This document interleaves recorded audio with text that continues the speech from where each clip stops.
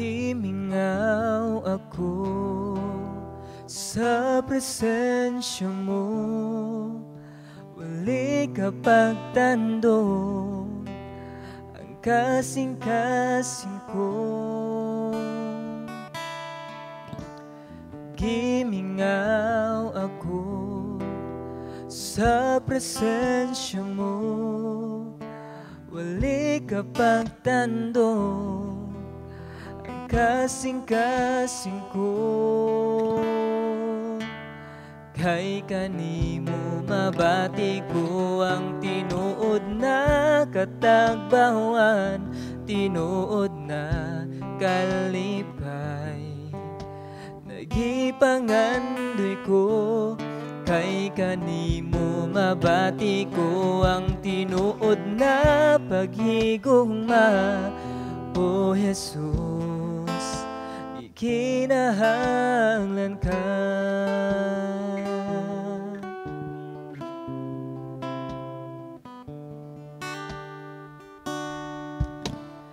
Himingaw ako sa presensya mo, wali ka pagtando, ang kasing-kasing ko.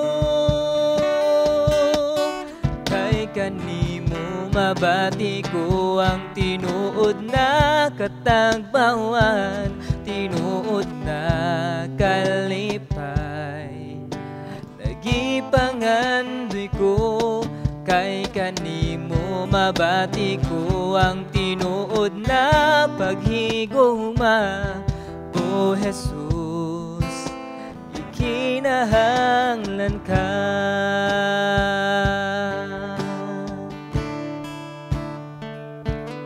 Kay kanimo mabati ko ang tinuod na katagbawan, tinuod na kalipay. Nagipangandoy ko, kay kanimo mabati ko ang tinuod na paghigugma. O Jesus, ikinahanglan ka.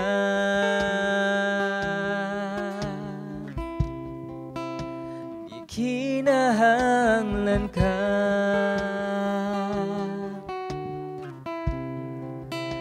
Ikinahanglan ka.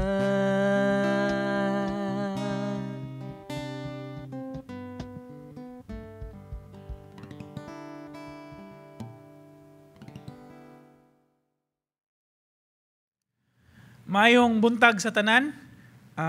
Salamat sa Ginoo sa lahi na pod nga adlaw nga gihatag nato din makatuon ta sa pulong sa Ginoo. Kung namoy mga Biblia, actually karon ka adlaw open topic ta, so ato ang passage na sa Buhat or sa Acts chapter 9 1 to 31. Again, akong balikon, kung Bisaya yung Biblia, Buhat, kung English Acts kapitulo 9 versikulo 1 kutob sa 31.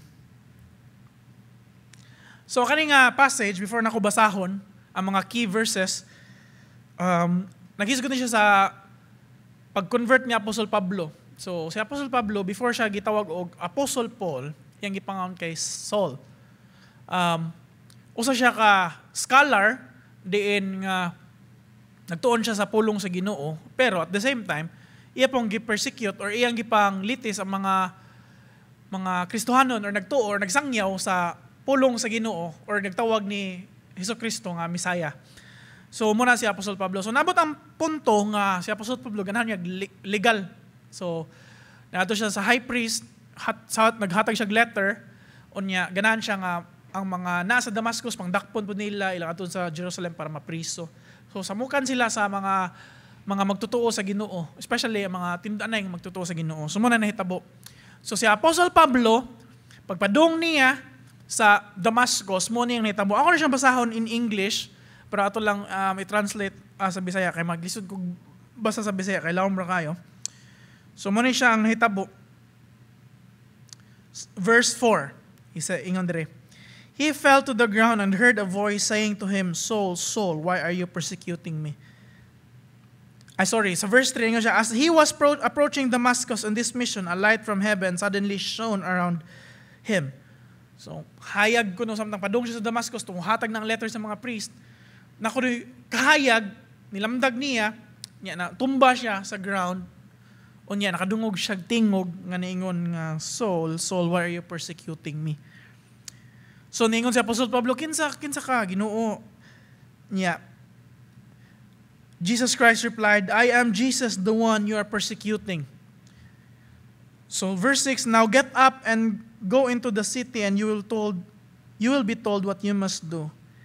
Then, so, ang hitabo si Apostol Pablo, nabuta sa kahayag, dunggo niya ang tungog ni Jesus Christ, tanang siya kanina mo kung gi-persecute. So, kinsa man ka, ako si Jesus Christ nga imong gi-persecute, sumato na hitabo ni Apostol Pablo, nabuta siya, o niya, gipaadto siya sa city sa Damascus, o niya, gipahuwat siya dito, nga na maabot. Damascus. So, muna hitabo ang conversion ni Apostol Paul. So, karon ang time na mahitabo ron, katong giingon ni sa Ginoo diri sa iyang passage nga, na moabot nga taong gitawag si Ananias. So, naitulo ka, character dire sa ato ang passage nga ganahan ako i-highlight. Una si Ananias, ikaduha si Barnabas, o lastly ang magtotoo or ang simbahan sa Damascus o sa Jerusalem. So akong balikon.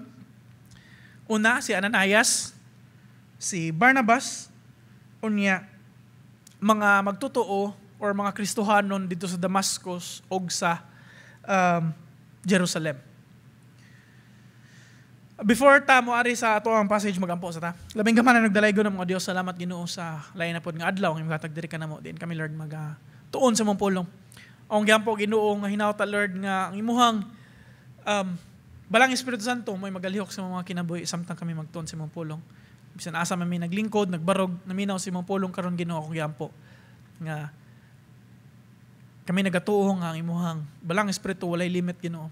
Hinawta Lord nga ikaw may sangyaw sa mo, Lord, sa imong balita, diri ka namo, Ginoo. Din kami, among i-apply, Ginoo, ngina nga paagi, mahimaya ka.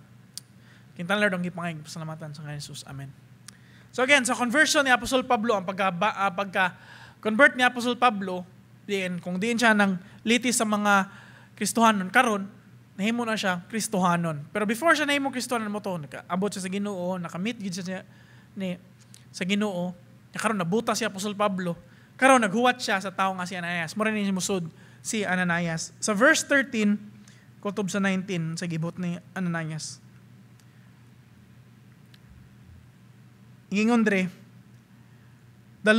verse 11, the Lord said, go over the street to the house of Judas. When you get there, ask for a man from Tarsus named Saul. He was praying to me right now. Mura ni ingon si ang Ginoo yang ginan si Ananias ana. Pero unsa may gingon Ananias? So ang mission ni Ananias moadto ni Apostol Pablo, yang ampuan si Apostol Pablo para mabalik ang pananaw ni Apostol Pablo para makatrabaho na si Apostol Pablo sa gisugo sa Ginoo sa iyaha.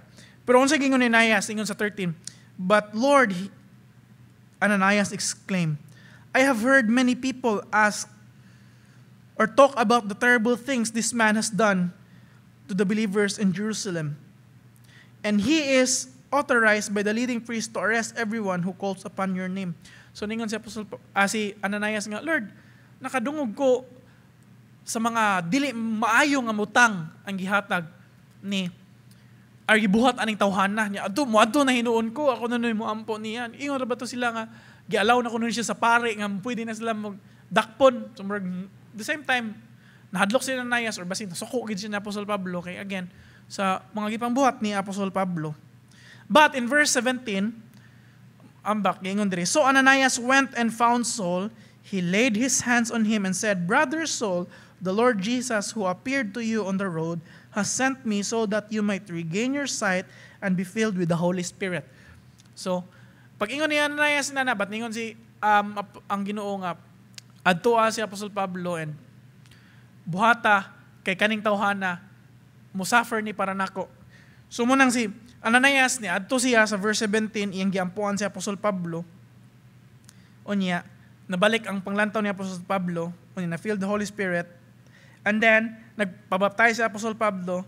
Unya after ni kaon si Apostol Pablo, human nipsangyaw din siya sa pulong sa Ginoo. So si Ananias dako kayo ang part sa conversion ni Apostol Pablo. Kaya again, si Apostol Pablo nabota, nangilagtaw, o gisugo sa Ginoo si Ananias. But sa una, wala mo tuman si Ananias. Sometimes usahay na sa itong kinabuhi, no?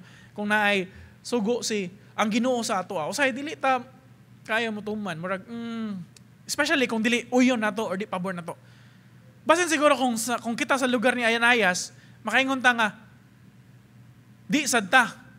Pero kung ato ang pamilya, atong hinigugma, atong best friend, pwede siguro ta maingon nga, bitaw, akong adtoon. Pero kaning murag kontra na to, murag di ta, manang hitabon ni Ananias. But take note, in verse 17, si Ananias mismo nituman ngadto.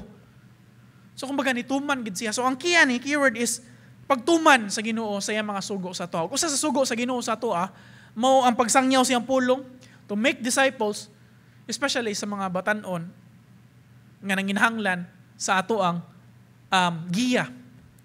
So ang is pagtuman sa Ginoo, walay mga rason, walay lain rason nga ihatag. Usa kay Ananias nihatag man siya rason nga di siya moadto kay bawo siya kinsa si Apostol Pablo, unsa si Apostol Pablo.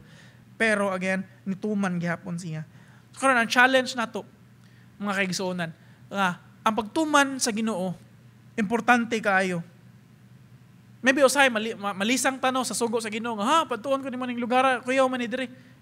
Pero at the end of the day, kailangan gihapon ta mutuman sa Ginoo. Kaya again, ang pagtuman ni Ananias, nabalik ang paglantaw ni Apostol Pablo niya after nagsangyaw na si Apostol Pablo. Kumbaga kumutuman lang ta sa sugo sa Ginoo, no? Like make disciples, i-equip na to ang atong mga kaigsuonan diri ni Kristo. Imagine kung makita sa ubang tao niya sila pud mabuhat ana. So again, dili ang circumstansya, dili ang panghitabo, ang kakulangon sa ato ang mga resources or unsa pa na atong rason dira or alibay. Ang kiya na ang pag-obey ra gyud. Mao ra gyud na ang pag-obey. Murabag ka nang sugoon ta sa ato ang ginikanan. Lisod kayo ang task pero nituman ta.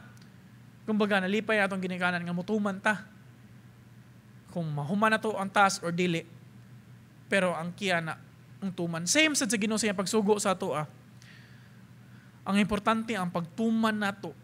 Ang Ginoo mo tan-aw sa atong mga kasing-kasing dili lamang sa atong mga action. So ang pagtuman sa Ginoo dapat again kinasing-kasing. Ikaduha nga karakter si Barnabas. Sa verse 26 ambak ta kutob sa 27 kay connected ni ang verse 20 kutob sa verse 20 o verse 29 sad connected siya. So moambak sa 26 to 28 at 27 ningon diri si Barnabas. So when Saul arrived in Jerusalem, so after dito sa Damascus, na inahitabo ni Apostol Pablo, atong basahon niya, nga abot siya sa Jerusalem, pat pag abot niya sa Jerusalem, mo na inahitabo niya, when Saul arrived in Jerusalem, he tried to meet with the believers that they were all afraid of him. They did not believe he had truly become a believer. So dito si Apostol Pablo, ato sa mga leader sa simbahanan dito sa Jerusalem, pero nanghadlok sila ni Apostol Pablo. Kaya tungod sa panghitabo, no, way back, no, si Apostol Pablo nanglitis nagito sila gipatay dito nga si Stephen. Nya karon si Apostol Pablo niingon i-claim na kuno siya nga kan basin nung nonas lang kita ra may giilad ani. So wa gid siya. So kumbaga ganahan siguro si Apostol Pablo dito nga magsabot sila unsa atong buhaton ani, mag-strategy ta, hatag strategy sa nato pag-reach out sa mga tao diri sa Jerusalem. Pero mga tao, ang mga leader dito na hadlock noon. So karon isud na si Barnabas 27. Then Barnabas brought him to the apostles. Si Barnabas nagdala niya sa mga leader sa church unya and told them how Saul had seen the Lord and the way to Damascus and how the Lord had spoken to Saul. He also told them that Saul had preached boldly in the name of Jesus in Damascus. In 28, so Saul stayed with the apostle and went all around Jerusalem with them, preaching boldly in the name of the Lord. So kumbaga si Barnabas, ang part niya, kung Ananias na-restore, iyang gipampuan, filled with the Holy Spirit niya, na-regain ang panglantaw, karon si Barnabas, iyang gisuportahan si Apostol Pablo. Kumbaga iyang gingon ba? Ni-vouch siya ba nga, Christian na niya siya. Istorya niya ang story sa naitabo ni Apostol Pablo, pag adto niya sa Juan, na-meet niya si Jesus Christ, niya after ana, muna nihitabo. Niya karon, nag-preach si Apostol Paul dito inana. So tungod ana, mo na ang result sa verse 28, ningon na, so Saul stayed with the apostles. So ang mga leaders sa church, wala sila nahadlok, nag-stay na sila si Apostle Paul sa leader sa church. Ug wa lang siya ni stay dito sa lugar, wa siya gi-welcome lang, but went all around Jerusalem with them. Kuyog silahan, ato sila around Jerusalem, preaching boldly in the name of the Lord Jesus Christ. Padungan sila, nag-preach sa pulong sa Ginoo. Kumbaga, na-partner na sila. So, dako kay impact no ang gibuhat ni Barnabas nga ni-vouch siya. Kung wala niya si Barnabas, lisod kayo si Apostol Pablo.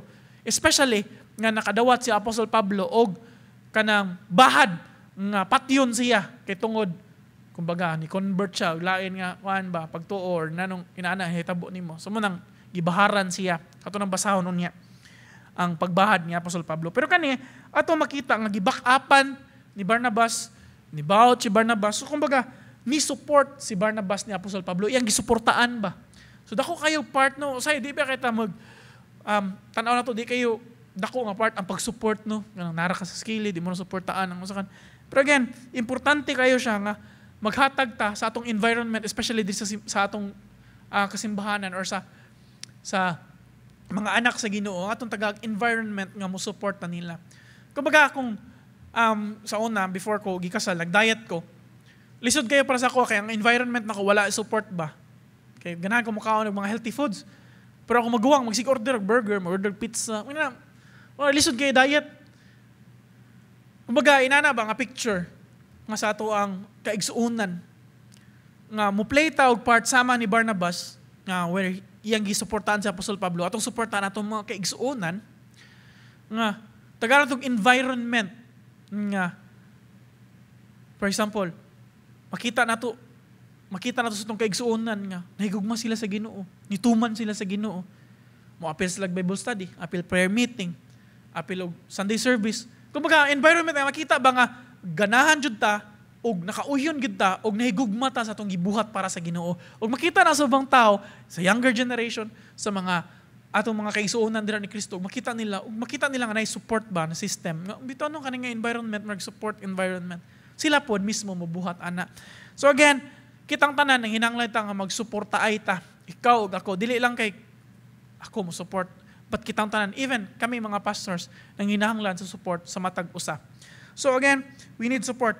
Dili lang kayo na to, lisron na itong mga kinabuhi no, nga like maapil kita sa mga activities or unsa mga klase ng support. Usahay, simple as pangumusta. Especially sa atong kaigsuunan diri, wata kay baon sa iyang nagian. Pangumusta lang ka, kamusta man ka, kamusta yung mga anak, pwede ko makaampo nimo. Ana, simple as inana, like message, text message, about sa pulong sa Ginoo, devotion, or pangumusta, or inana ba, kumbaga, ipakita na ito nga, ni-support ta nila, especially sa atong pagtuo. So again, support, we need to support. Kinahanglan ta mag-suporta ay sa matag usa. So di lang sa pagtuman, kundi dili mag-support ta. So muna ang part ni Barnabas, iyang gisuportaan si Apostol Pablo. Hinato ta, kita pod mag-sinuporta ay. Lastly, believers in Damascus and Jerusalem. Mga magtotoo sa Damascus o magtotoo sa Jerusalem. Muna ni atong basahon diri. Balik ta sa 20. And immediately he began preaching about Jesus in the synagogue, saying, He is indeed the Son of God. So after si Apostle Paul, giampuan ni Ananias, muna sa Damascus pa ni siya ha, duha man ni ka-setting, Damascus o sa Jerusalem. So, ang nahitabo, nag-preach si Apostle Paul dito. Karon sa iyang pag-preach, sa 22, ningon dra, Saul's preaching became more and more powerful, and the Jews in Damascus couldn't refute his proofs that Jesus was indeed the Messiah. Kumbaga, dili nila ma-prove nga sayop ang mga, di niya ma-prove wrong si Apostol Pablo siya manggipang surya ba. So, suko kay sila. Kauban man yan. Sa una nga ni kontra naman sila. Suko kay sila Apostol Pablo. So, muna ilang giplano sa 23. After a while, some of the Jews plotted together to kill him. Ganahan nila patyon si Apostol Pablo tungod sa ilang kalagot. So, muna naitabo nga, murag na nanoy kanang hagwa sa kinabuhi ni Apostol Pablo nga mamatay siya anytime kaya naman tungod sa kalagot. Kaya ba mo silang gibuhat? Nag-atam pagid sila sa city gate na diri sa 24. They were watching for him day and night, adlaw o gabi. At the city gate, nag-atang sila sa city gate ni Apostol Pablo, magabi or mabuntag ilang giatngan si Apostol Pablo para ilang patyon. Pero nindot kayo ang gibuhat sa simbahan sa Damascus, ang church sa Damascus, ang magtotoo or mga igsuon ni Apostle Paul sa Damascus. Imagine na si Apostol Pablo, gikan pa niya, bago pang convert, nag-discriminate pa niya sa mga Kristohanon, pero karon unsay lang gibuhat. So during the night, some of the other believers lowered him in a large basket through an opening in the city wall. Kung baga kaya, nag-atang man ang mga mupatay ni Apostol Pablo sa gate, ang ilang hitabo, kita sila buslot sa city wall, ilang gisunod si Apostol Pablo sa basket, o ilang hinihinay, o kanaog, ang basket, ilang gipaikya si Apostol Pablo, kumaga ilang giprotektaan si Apostol Pablo. First na, nga hagwa sa kinabuhi ni Apostol Pablo. Ikaduha, sa Jerusalem mismo, napoy hagwa nga si Apostol Pablo patyon dito. Basahon na to sa 29, ingon dra. He debated with some Greek-speaking Jews, but they tried to murder him. Nagigdebate na sa si Apostol Pablo dito. Pero, patyon na sa si Apostol Pablo dito. So, unsa naman sa gibuhat sa mga tao sa Jerusalem, mo na sa niya gibuhat. So, when the believers heard about this, nga patyon si Apostol Pablo, they took him down to Caesarea and sent him away to Tarsus, his hometown. Kumbaga, ningon si ningon ang mga believers dito sa Jerusalem, doon lang ka sa Tarsus, sa imong hometown, basin wala rin mahilabot nimo dito.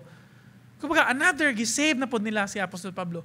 Not knowing, wala nila gihunahuna nga si Apostol Pablo karon kinsa man para sa mga simbahanan, di ba? Where atong makita nga iyang mga letter nga atong gistadihan doon nga gigamit sa scripture, sa Bible, nga si Apostol Pablo magplant og mga churches sa Corinth, sa Ephesus, bisag asa. No, si Apostol Pablo. So kumbaga, dako kay nga part, bisag wa sila kay bawo ba nga muni may tabo ni Apostol Pablo. Wa man sila kay bawo nga si Apostol Pablo mahimong the great Apostle Paul. Wala man. Ila ra gyud gibuhat, ila ra gyud gitabangan. So kani dapat natong protektuhan og tabangan ang isig usa kanato sama sa pagprotekta sa church sa Damascus o sa Jerusalem ni Apostol Pablo. Ang pangutana unsa man to pagprotekta sa usa nga wa man tagi na life threaten, especially diri sa Pilipinas, no. Libre ra kay ta diri magkanta-kanta, magsimba-simba. Unya, wala gyud manghilabot nato. Pero ang pangutana unsa man to pagprotekta, wa may mapatay nato diri. Pero again, kung asa ta weak dira ta strike sa tong enemy. For example, sa family, ganahan kita nigugma kita sa family. Dira na uyugon sa atong kalaban ang pamilya. Mga sayop, mga pagtudlo, mga dili maayo nga mga pagtudlo. Especially karon no, sa ato ang panahon karon nga wala nay kuan ba absolute nga murag kung buhat na lang ka unsay mong ganahan, moingon na sila nga okay ra na as long as ganahan ka, as long as okay ka, as long as comfortable ka. Anyway, ang Ginoo higugma bitaw nato which is dako kayo nga sayop. So atong protektaan atong matag usa ka igsuon ana nga klase nga teaching. Pero unsa man nato magprotektan nila nga kita mismo di mo basa sa Bible. So again, magsugod gihapon nato. Basahon nato atong Bible. Tuna nato ang pulong sa Ginoo para naatay ma-protect, no. Again, sa ato ang mga kaigsuonan. Protektaan nato sa false teaching, mga bakak sa kalibutan, mga unsaon ta pag-ilad, no? Daghan na kayo, especially sa social media, no? Daghan na kayo ng mga kuan, mga dapat i-accept, mga which is mga sayop kayo sa pagtudlo sa Ginoo. Again, we need to protect each other. Ikaw ug ako. Even as pastors, we need to be protected sa mga brothers and sisters in Christ ninyo. We need to protect each other sa atong kontra. Again, ang atong kontra mo strike siya sa asa ta nga weak. Kung weak ta sa ato ang spiritual life, di ta magkabasa sa Bible, himuon ta niyang busy para di ta kabasa sa Bible, di ta kaampo, or sa atong family, mga away-away, na mga inana, gamit kwarta, mga inana. So, kumbaga, magbantay ta ana ug dapat protektahan nato atong mga kaigsuonan ana. And then ato makita nga when they sa ilang pag luwas ni Apostol Pablo, man sila kay bawno nga si Apostol Pablo, mahimong si Apostol Pablo nga nakaplant og daghan kay nga simbahan, nagsuwat og letters nga which is part na sa Bible ron, pero ilan lang gibuhat. More nindot kay nga picture ba ang pagtabang sa kasimbahanan. Natunta nga inana ang ato ang kasimbahanan ba?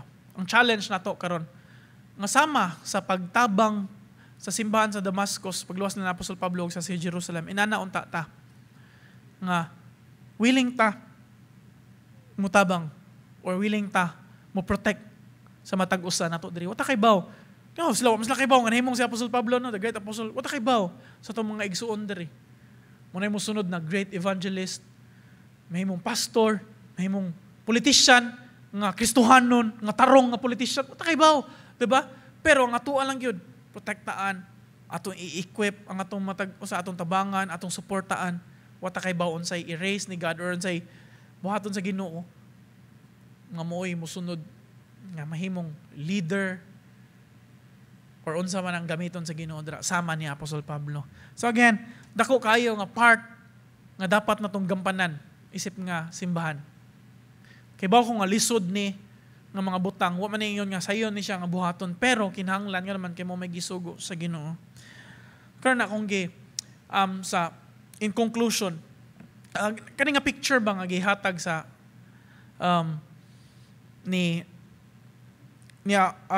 diri sa Acts nga pag lower down nila ni Apostle Pablo bang ato nakita dira kung sa tuwa dili na siya something new sa tuwa na especially sa mga Filipinos, ako makita diri mo na siya bayanihan ba.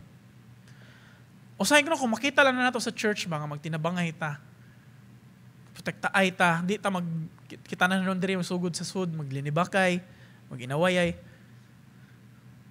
Kung magprotektaay lang kita ba, suporta sa usag-usa, mag-grow ta together, bagawa ta kay baba kung sa ka maayo ang buhaton sa Ginoo sa itong simbahan. Natamo na ang challenge sa atuwa karon nga magsugod sa atuwa nga unsa man atong mabuhat nga makatabang, nga makasuporta, mo-obey ta sa Ginoo, ma-equip sa pulong sa Ginoo, ug most especially ma-protect ang mga igsuon nato diha sa Ginoo. Kung challenge na mo, tanay mo kagalingon. Sabay angay nimong buhaton para malambo ang gigarian sa Ginoo diri sa atong simbahan. Magsugod ka nako ug nimo kay igsuon. Kampo ta. Labing gamahan ng dalaygon ng mga Dios. Salamat Lord sa adlaw nga gihatag kanamo. Lord, kami nakakat-on Ginoo nga sama sa conversion ni Apostol Pablo, daghan kayo mga tao nga gigamit nimo Lord para naghatag og impact sa ihang kausaban. Hinato Lord, sama ni Ananias Ginoo, mo-obey me nimo, matuman mi. Sama ni Barnabas, mo-support me sa matag usaw sa among suportaan, mag-create mig environment nga magsinuporta ay sa matag usa, dili maglabwan nay Ginoo. Ug lastly, bisan sa mga kasimbahanan sa Damascus ug sa Jerusalem, di nilang giprotektahan si Apostle Pablo. Hinato Lord, kami mismo maprotekta ay dili kami mag-inawayay kundi maprotekta ay may Ginoo. Wa mi kaybaw Ginoo kung unsa gid ang plano. Wa mi kaybaw Lord nga ikaw ra nakaybaw Ginoo basin sa amo ang mga kaigsuonan diri. Ikaw na plano nga mahimo silang great leader sama ni Apostol Pablo. Kaya salamat kay Ginoo Lord, wala mi ganang gitanguha. Di bayo lamang ug pasadigunggan ang imong buhi nga ngalan Ginoo. Dili amo mga kagalingon. Hinata Lord, mahimaya ka ug mabayo ang buhi nga ngalan Ginoo. Kini tanan Lord, akong gipasalamatan sa ngalan ni Jesus. Amen ug amen. Kay kanimo mabati ko ang tinuod na katagbawan, tinuod na kalipay. Nagipangandoy ko, kay kanimo mabati ko ang tinuod na paghigugma,